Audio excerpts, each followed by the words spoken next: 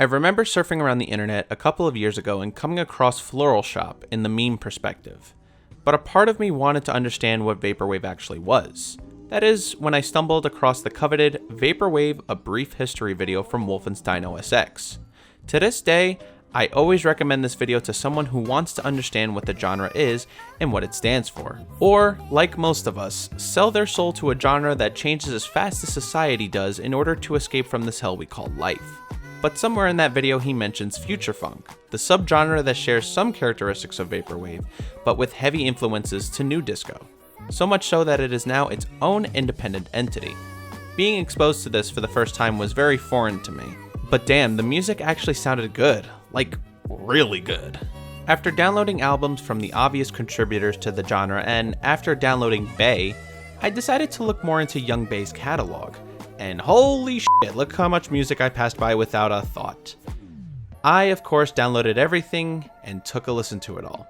And I cannot deny that future funk is an absolute essential listening experience for anyone who wants to add more energy to their digital vaporwave library. One of my more favorable releases are from the Japanese disco edits Trilogy per se. These albums are usually short but pack a serious punch in the quality of music.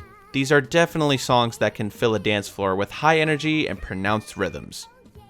And then this happened.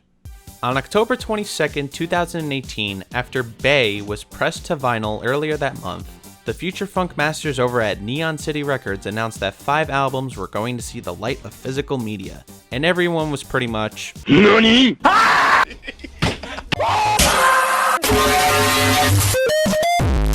But there was no mistaking that these were the albums to have, which I think is a good segue into our subject today, the first Japanese disco edits.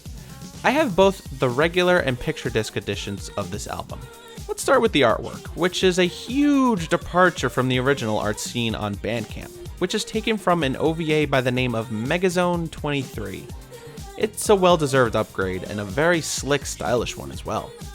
The back is, a different version of the front? It looks nice, but I can see a little more life in this back cover. It's not a big deal, but something to, spruce it up. The vinyl itself is all taken from the front cover, nothing too crazy going on here.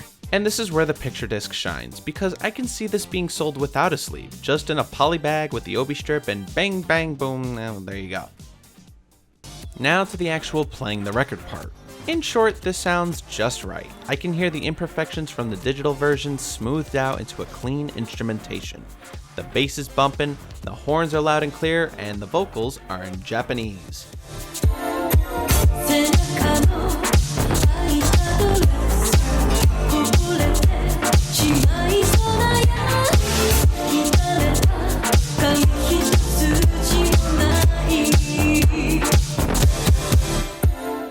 However, there was always one thing about this album that irked me. The track list. 2 of the 6 songs here are just the closing tracks to Bae.